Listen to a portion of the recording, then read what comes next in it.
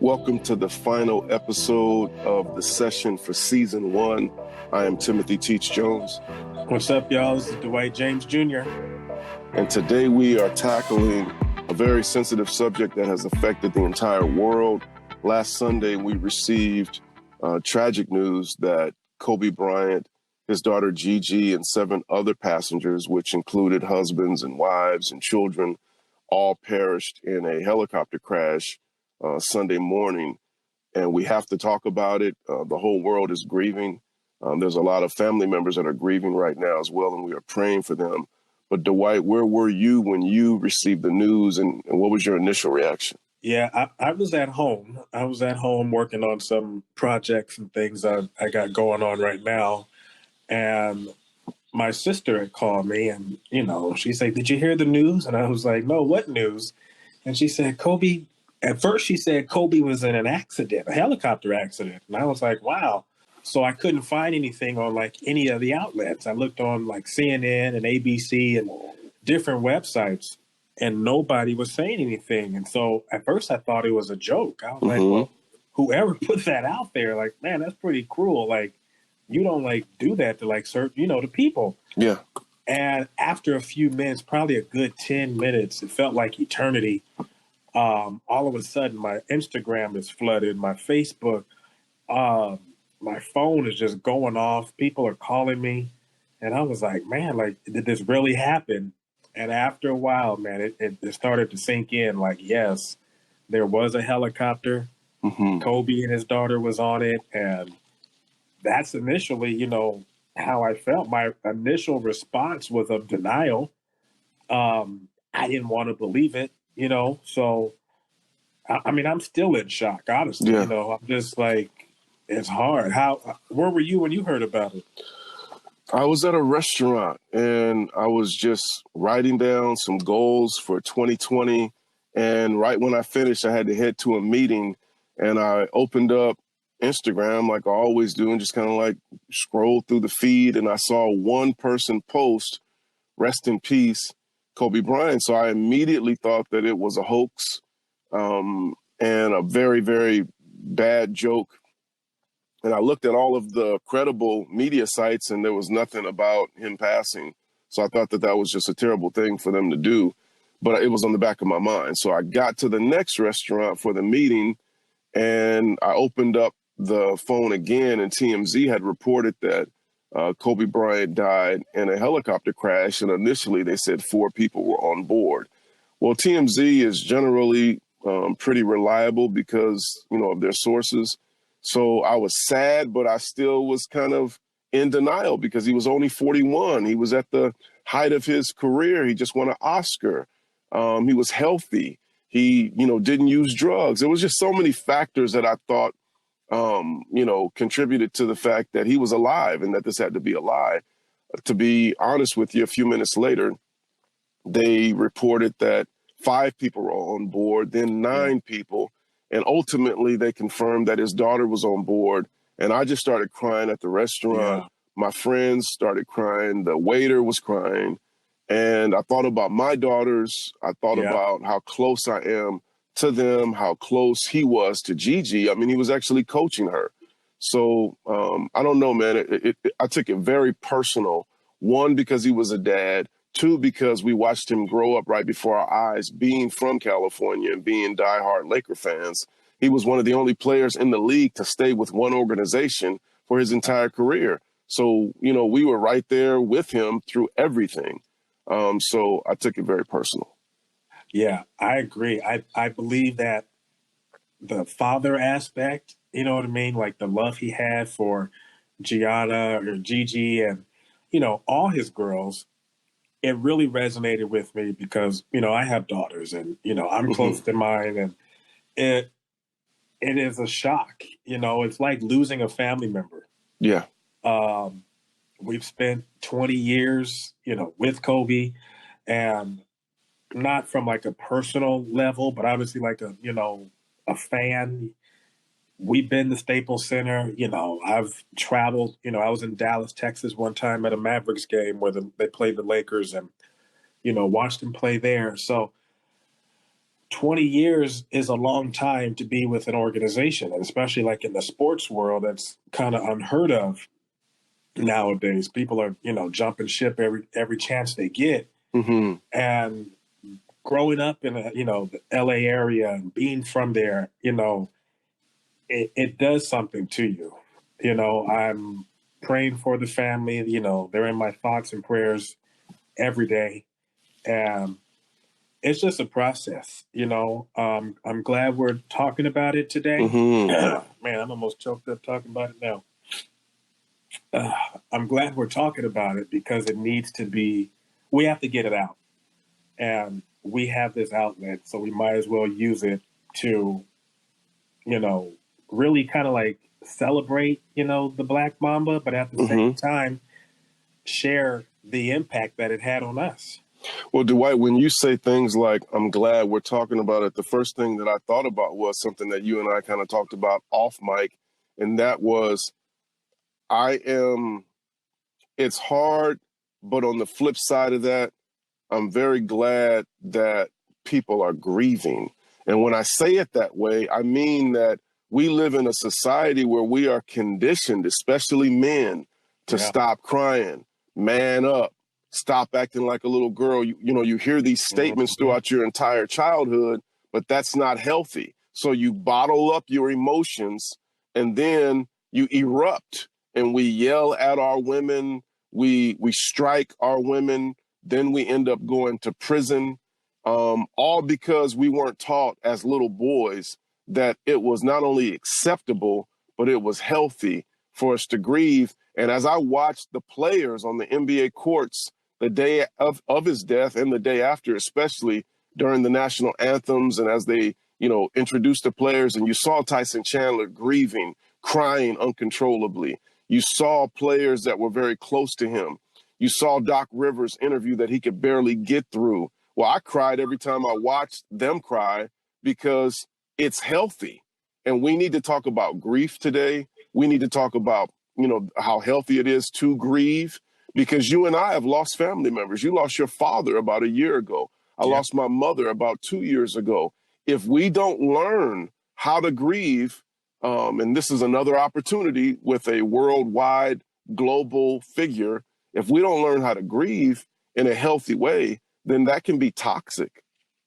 No, you're right. And, one thing I've noticed, I put on my social media platforms the other day how, for this week, really particularly the week that we're in, I really wish I was back in LA right now, because you see the community, you see like white people hugging black people, crying together. You see Hispanics, everybody is together grieving this together. You know what I mean? There's not a lot of even some of the news outlets have been saying there's not a whole lot of like, crime and different things that are normally around this time, because people are so impacted by this, Kobe's passing. And, out of respect, it's not just Kobe, it's his daughter, it's the seven others. But it had a worldwide effect on people. And Tim, to address your comment, you're absolutely on point with this, because we as African Americans, we're, you got to man up, you can't cry, you got to hold it in. And, even in Hispanic culture, you got that, that macho man, that, machismo type deal. Sure. And you see all of that being broken down over the last few days. Because, other than maybe say Michael Jackson, people feel differently about Michael Jackson, but other than Michael Jackson, like our generation, we, there wasn't too many people like this close to us who passed away. Well, and Dwight, when you reference Michael Jackson, then I'm going to go there as well. I was listening to ESPN, because that's all I've been watching for the last week because of Kobe's passing. And Skip Bayless said something that was powerful, and you and I had discussed this the day Kobe died. Michael Jackson died of an overdose. That's right. On propofol. Right. Prince, unfortunately, an overdose. When we think Yeah. about Whitney Houston, Amy Winehouse, this is the first time that Yes. we've seen in a very long time, in decades, that someone so young, so healthy, that was not living any form of a self-destructive lifestyle, die in such a manner. So I think that it's resonating with It everybody carries more. differently. Yeah, Yeah. you posted it, and I think that you said it best. This one hits different Yeah. because of the manner in which he died. Right. And because he wasn't, he wasn't murdered, he wasn't shot, he wasn't, it Yeah, wasn't like this, like when Tupac died or Biggie died. It wasn't nothing like that. You got this person who is living out their purpose, who is getting on uh, aircraft, which he to uses on a take their daily daughter. basis, to Yeah, take his daughter and his daughter's friends to a basketball tournament that he's coaching. You know what I mean? And just the whole process of it, you see, it's just a regular, natural day in his life. And then you have this, catastrophic event where the helicopter goes down, you know. mm, So that's why this one hits differently. And then you see the photos of the other, the seven victims, and then you see, Kobe and Gigi together at, courtside at different arenas, and the love they have for each other. It's just the whole thing is sad. For lack of yeah. better words, it's sad. But Dwight, it's sad, and I also think about something that you said on Sunday when we were talking, and actually we texted about it Monday and Tuesday. It's horrific, but the flip side of that is, I think that it has the potential to really help us and to help people um, refocus, on what really matters. Yeah. I heard Shaq talking all week about Charles, I love you. Kenny, I love you. You guys are going to start hearing that more from me. I didn't talk to you guys about that stuff as often as I should have. Kobe's relationship with his parents was estranged, unfortunately, over the last few years. So they're devastated even more. But my point is, when you and I were speaking, you told me that you sat down and talked to Crystal about your purpose and how much more intentional you need to be. So as opposed to me putting words in your mouth, can you tell the listeners what you guys discussed and the effect that it had on you and your decision making? Yeah. Well, Kobe was 41 years old. He's relatively young. He did so much in those 41 years. And so when you hear about his passing, and, my wife and I were talking about it, and I'm like, his death encourages me even more to continue to chase after purpose, because we don't know, Tim, when we're going to pass away. Mm-hmm. We can have a goal, we want to live till we're 80 or 90 or, whatever age that is.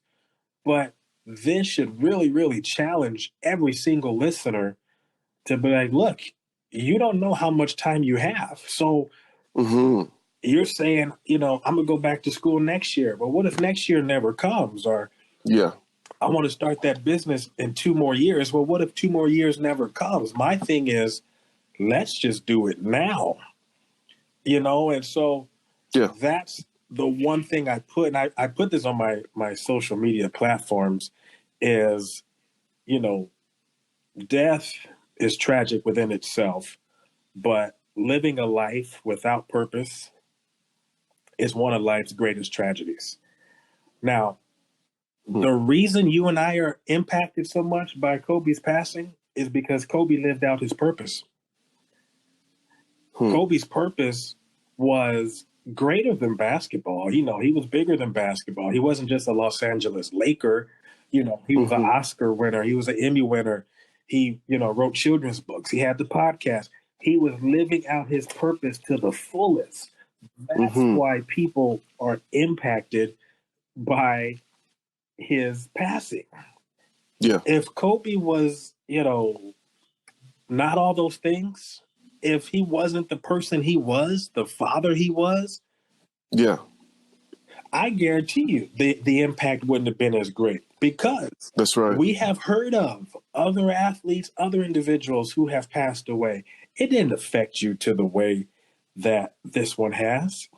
Well, you almost saw it coming, because of their reckless behavior or for whatever variable or any type of reasons that you weren't shocked. There were indicators in their life that at some point, 2 + 2 = 4, Right. and death is coming. And in this case, that wasn't the issue. I want to say this, man, in regards to me, because you shared about you and Crystal sitting down and talking. And for our listeners, I think it's very valuable for them to know because they can relate. We're all the same. For me, I really had to sit down and do an inventory of my own life. And I'd like to think that I've been productive. I'd like to think that I've accomplished some things and I've helped some people in my 45 years of service to this world. But to be completely honest with you, when that happened, I said, I need to stop wasting time. Yeah. Some things that we do are a waste of time. We need to take a day off. We need to have balance. We need to rest. But if you're sitting on, social media or you're watching TV for 5 and 6 hours, that's a lot. And I'm just using that in general. Whatever your thing is, if you play golf 3 times a week, maybe you need to cut that down to once a week. And we need to be a little bit more productive. I really believe that all of us, and I won't make this about me, I think that all of us, and we talked about this on the first podcast, we were all born for a reason. Now, I don't know what everybody's purpose is in life, but I do know this. We do share this common thread because you pointed this out in that episode.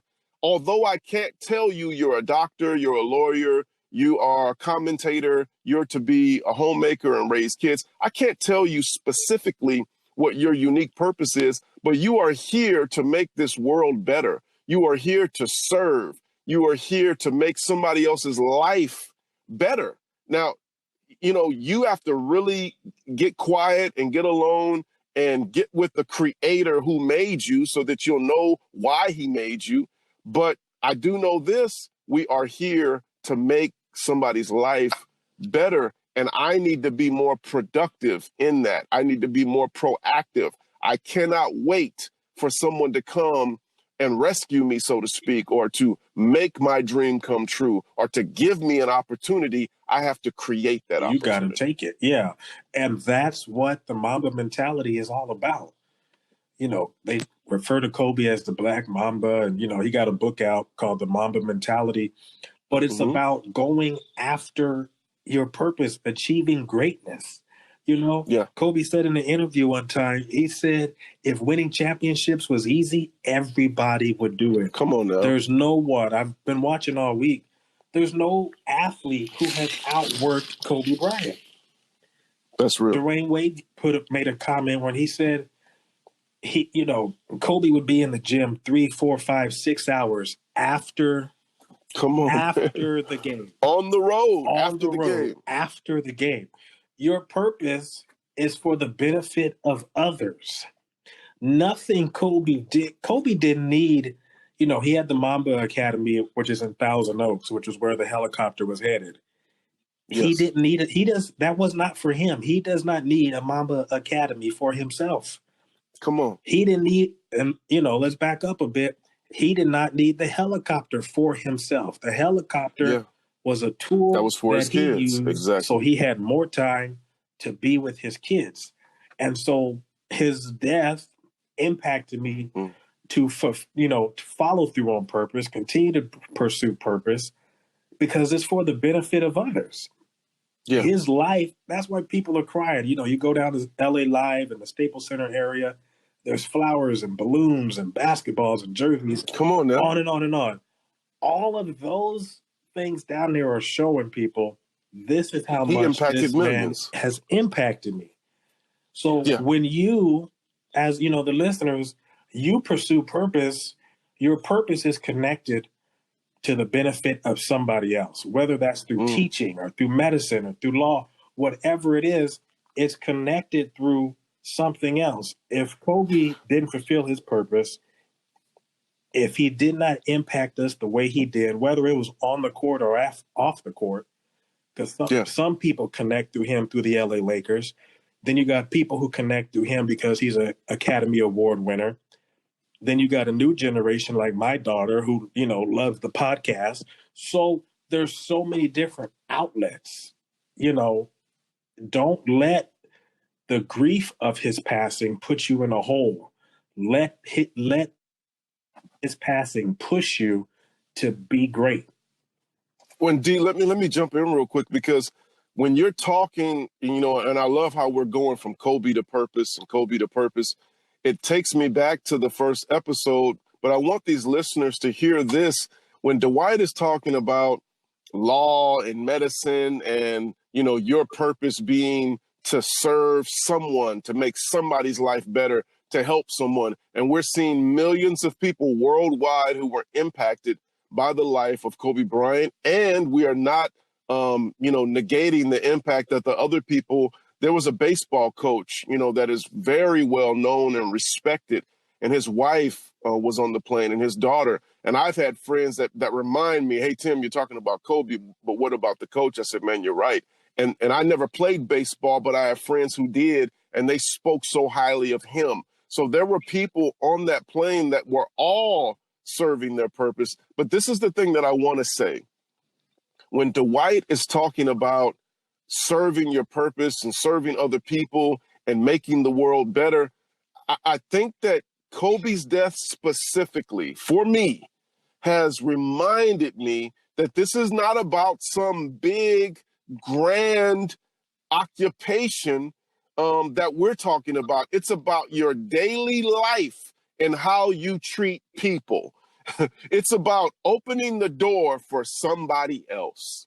It's about, like, Dwight and I have done this for years because we were taught to, like, we like going to, when we go to a drive-through, we'll ask periodically, I want to pay for the person behind me. And they'll say, okay, well, that comes to $13.48. And it's just a kind gesture.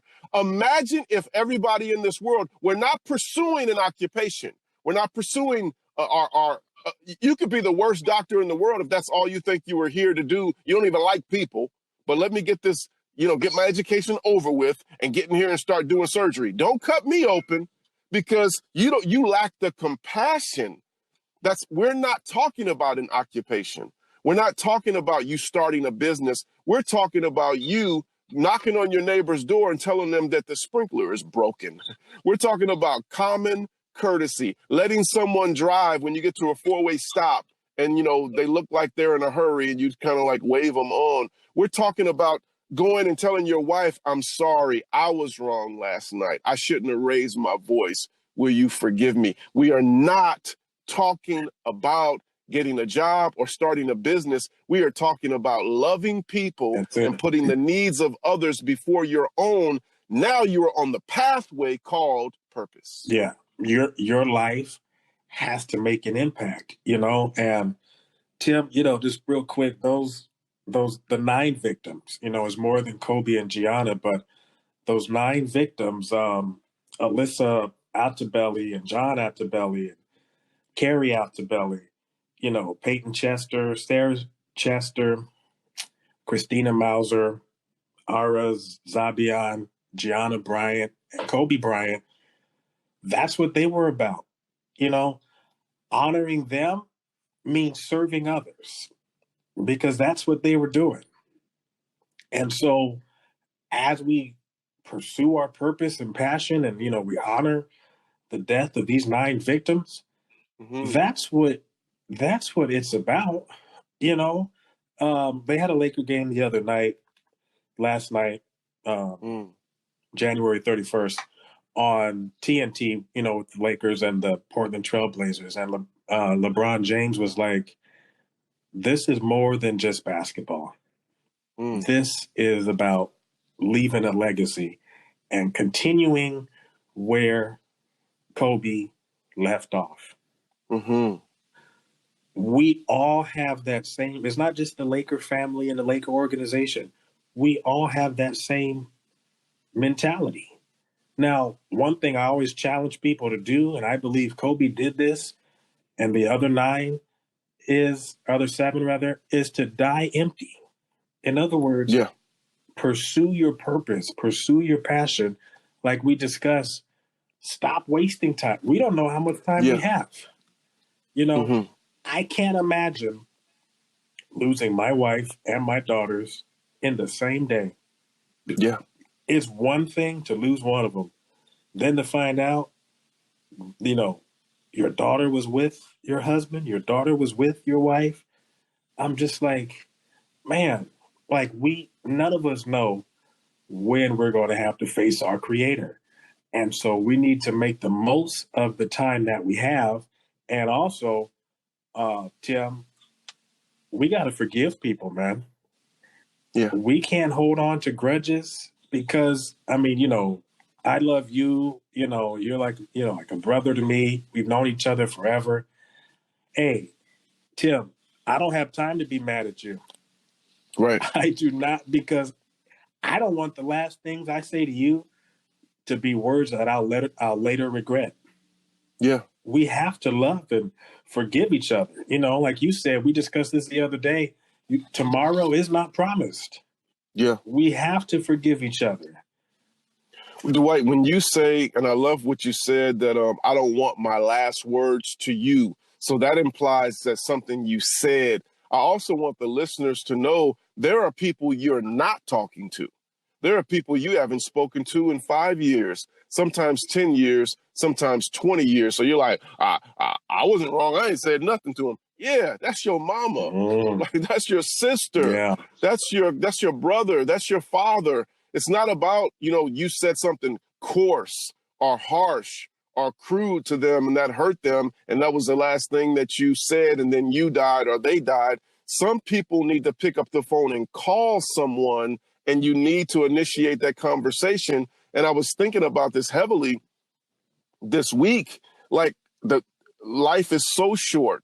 Life is so precious. This was a significant reminder of that. I was talking to some foster youth on Thursday, and we got on the subject of Kobe Bryant. And I asked the group, I said, because I'm a motivational speaker, I go speak to the youth, and I said, what's one thing that you need to do differently, or a relationship that you need to mend?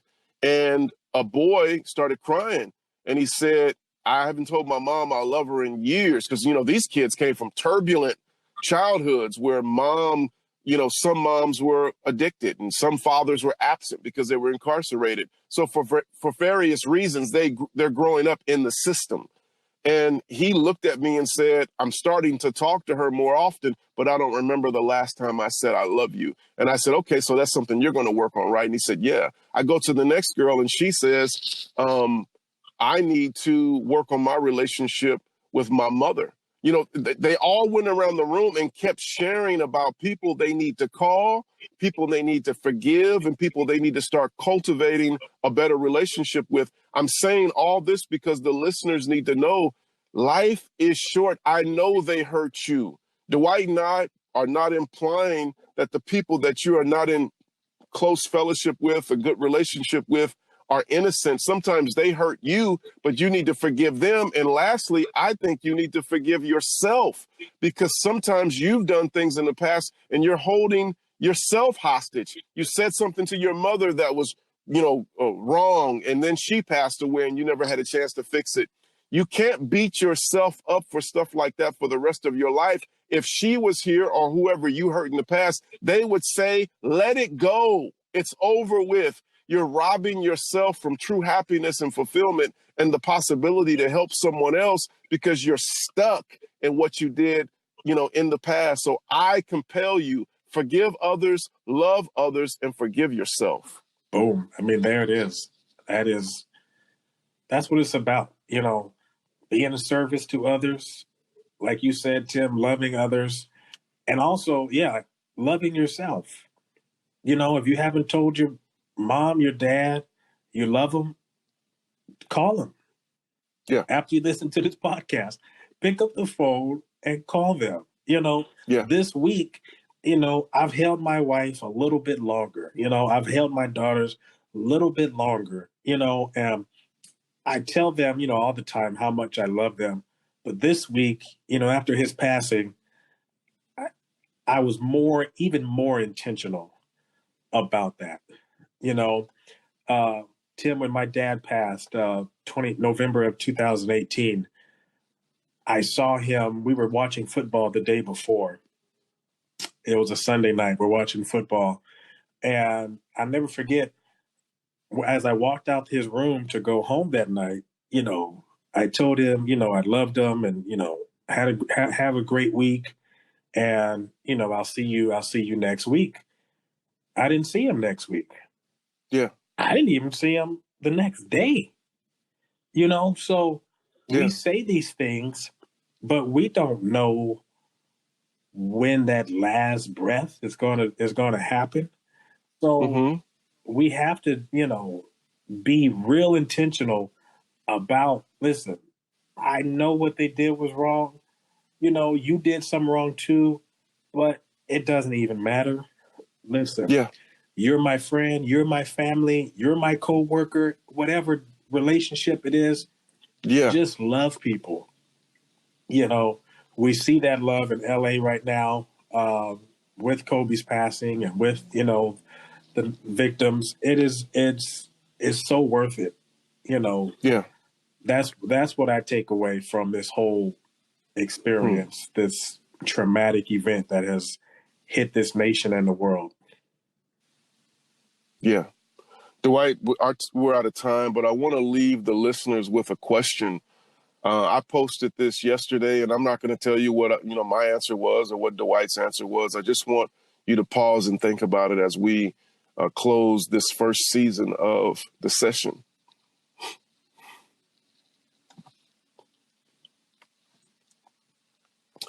We are all going to die at some point, all of us, everybody, your mother, your father, your children, yourself. My question, Dwight's question is, what do you want to be remembered for? What do you want people to say at your funeral? On behalf of Dwight James Jr., thank you for listening to the session.